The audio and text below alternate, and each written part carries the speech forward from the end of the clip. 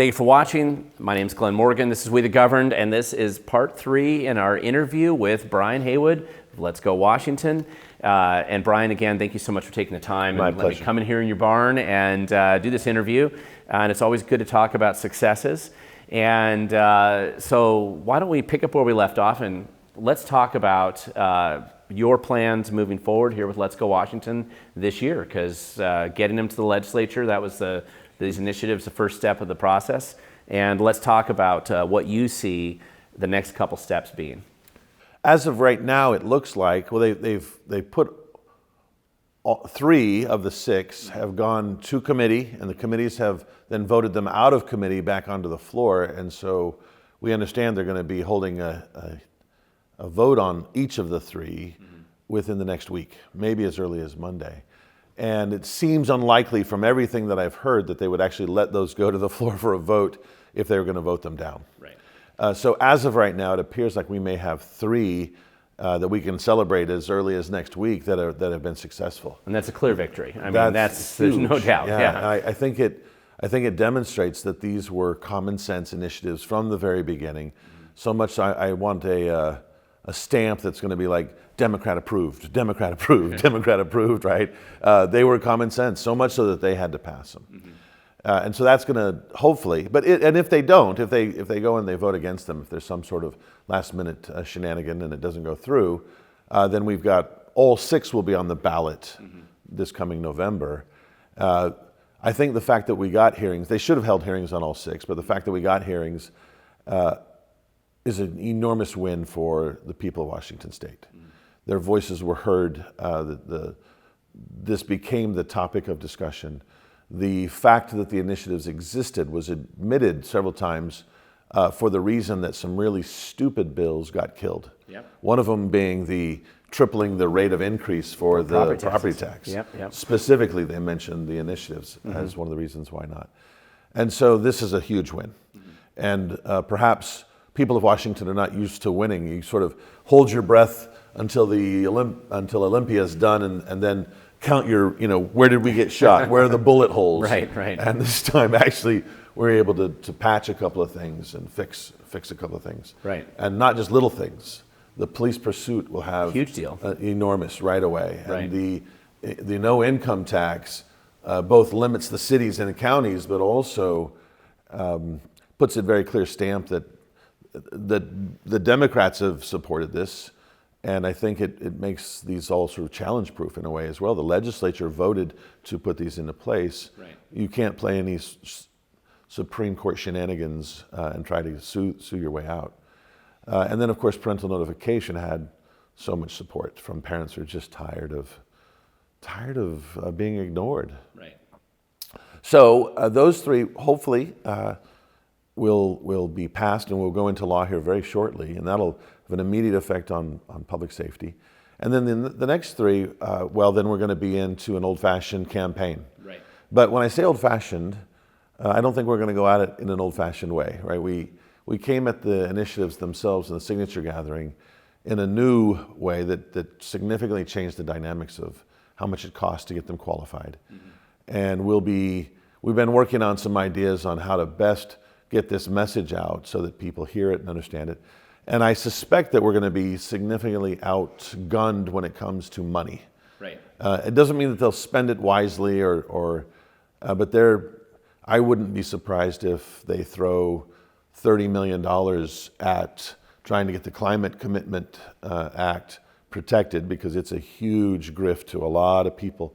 So there's a lot of people with money on the line that'll want to support that. Right. And then the other one, the Long-Term Care Act, is a giant giveaway to SEIU. Oh yeah, that'll be. And they've already thrown money at us. Not to mention their free trip to Disney World in Florida, right? If you quit collecting signatures, I was thinking I should have sent a bunch of out of work people down to go collect the $4,000 trip to Florida. That would have been. We could have gone and got some homeless people to right. send them to a warm spot, right? And Yeah, it would have been doing them a good for the wintertime. So we've got a campaign that started. So we have to do a couple of things. We're putting together a team specifically for the campaign. We've got some really good people that are on this, and I'm much more politically mature than I would have been 2 years ago when we were trying to do the other one, just because we've learned so much, and I've got some trusted people in. We will be fundraising. I'm told people I've put my tithe in, or more than my tithe, right, in doing this, and I'm not putting any more money into the campaign itself. We need everyday average people to step up. Your safety is going to get better. Your income is going to be protected. Hopefully we can protect your gas tank from the invasion of the cap and trade grift. But we need you to step up, and so that means when you can. And I know there's a lot of people who can't afford it because they can't afford their gas anymore. So I'm not asking for anybody that's in a hurting position. But if you've got some, we'd ask them to contribute. We're going to ask a lot of the bigger donors in the state who have a lot to gain by keeping the state where they can continue to live rather than making it their vacation home.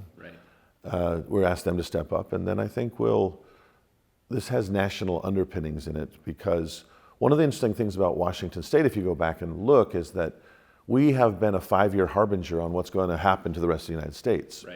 And there's this a very successful populist movement back against an out-of-step radical progressive agenda.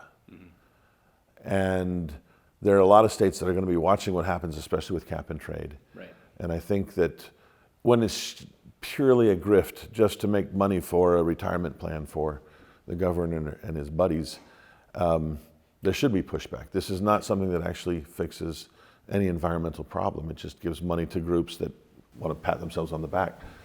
And conveniently kick campaign contributions. How convenient will that be? It just ensures a single party majority for a never-ending period of time. And they've basically revealed it a couple of times. They haven't talked about what it's going to do for the environment. They're talking all about how it's going to hurt the budget, which has already been in surplus. So we'll probably have a very well-funded attack against us, but we're going to be figuring out ways to be kind of the American troops in the war with the British, right? We'll be hiding in the trees and hiding in the bushes and coming out against this better funded and sometimes better organized group. But I think we'll bring the American spirit to it, and we'll let them do their British group marching in group and see how that turns out. Right? Guerrilla war of political campaigning. That's right. And I anticipate that this is going to be, since these are the first things on the ballot in November, so they'll be the number one issues in November that people will be voting on. I think this is going to have some impact on turnout as well. And I'm sure you probably heard some of the same thoughts process on that. Well, I think when they split the two groups, right? They did one group and the other group. I think part of their political analysis was, by doing it this way, we may discourage some of those otherwise fervent, maybe we'll discourage parents from coming out or the public safety crowd from coming out. But I think far from it. I think people are going to be energized. I think it's a miscalculation on their part.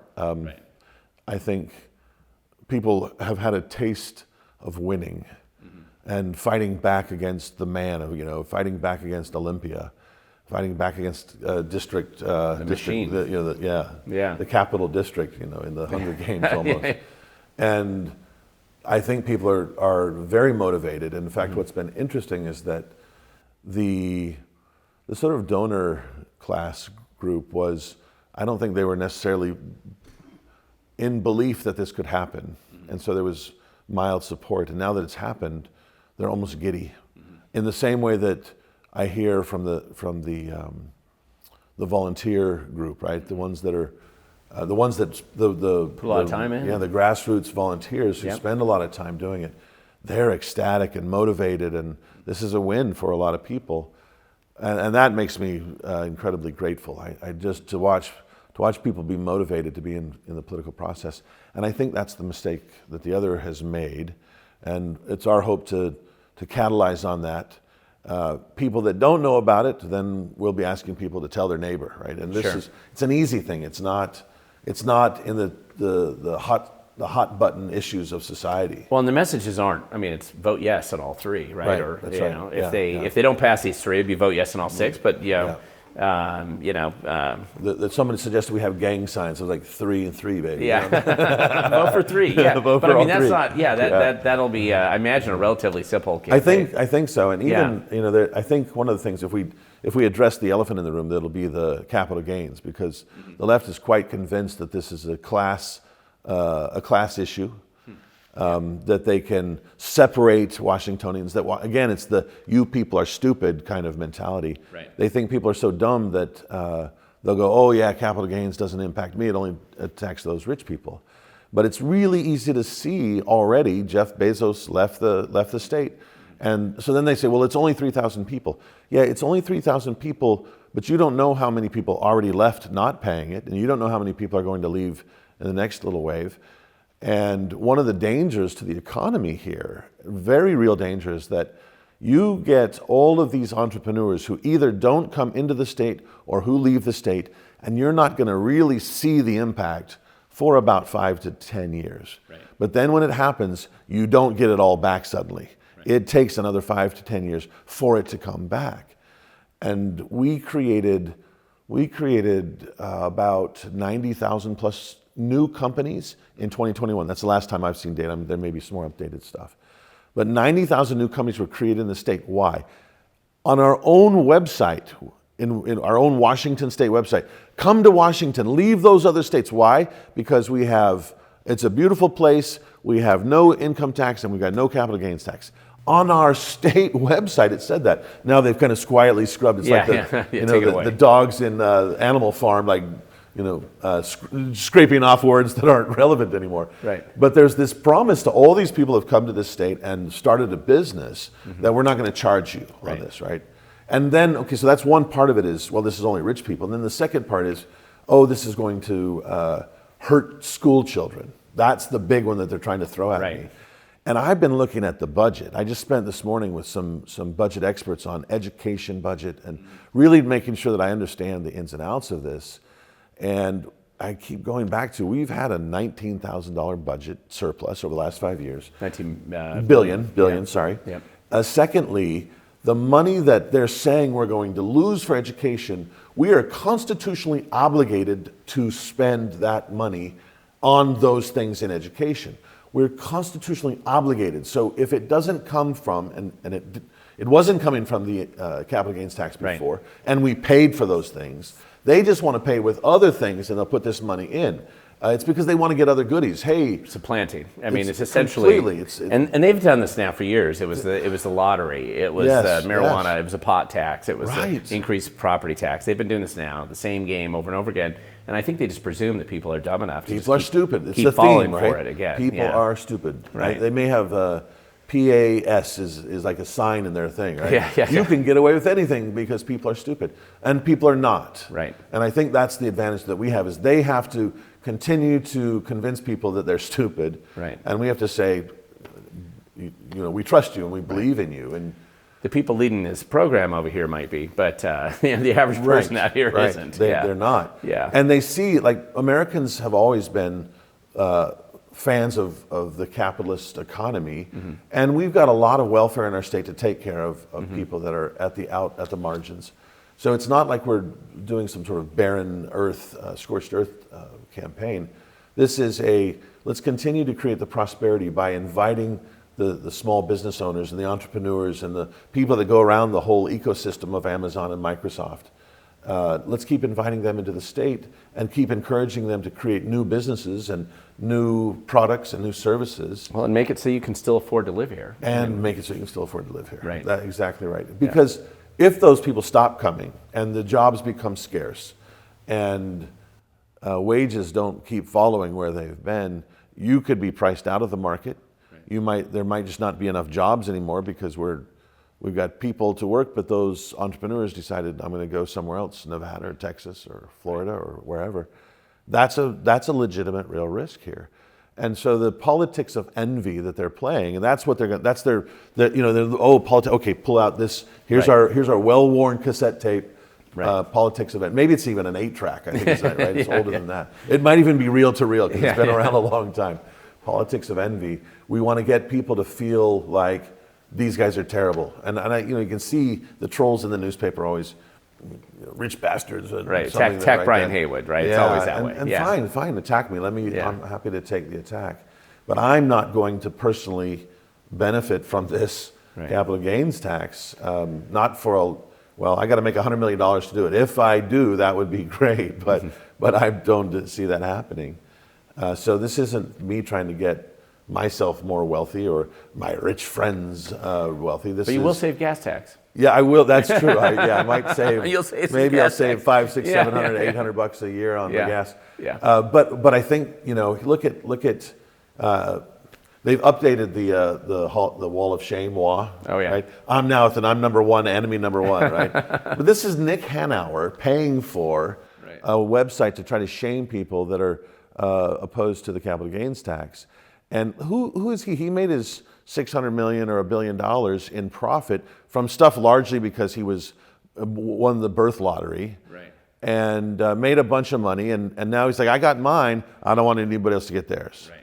Back off and let the dreamers come to Washington State and make their business. And if they're successful, when you're starting up a small business, you don't have a 401k plan. Your 401k plan is your capital gains. When you retire and you sell that business, that's your retirement plan. No, we know that we lured you here with that promise. All of you, hundreds of thousands of businesses that we lured here with that promise, but sorry, we're going to rip that away. We're going to start charging you on your capital gains. Well, Brian, I think just speaking on behalf of my listeners, I know because I hear from them all the time, they're excited to vote in November. They're excited to see the successes that Let's Go Washington's had so far. I repeatedly get comments on my channel all the time that say that people want to thank you for what you've done to get us to this point. I'm grateful to them. Your listeners and people all across the state have been a really critical part of this being successful. Well, they'll like to hear that, and but with that, I know we're coming to the end of this. Thank you so much for taking the time today, for letting me come by in the barn and interview you, and looking forward to hopefully having a really fun interview after November and a successful election at that point in time. So with that, I'm going to close this interview up with Brian Heywood. If you have any comments, feel free to leave those down below and I'll get back to you. I'll provide a lot of information in the video description down below if you want to know more about the initiatives or the elections that are coming up or how to go to Let's Go Washington website. And with that, Brian, thank you so much. And remember, the future belongs to those who show up, and here's somebody who definitely showed up. Thank you so much for watching.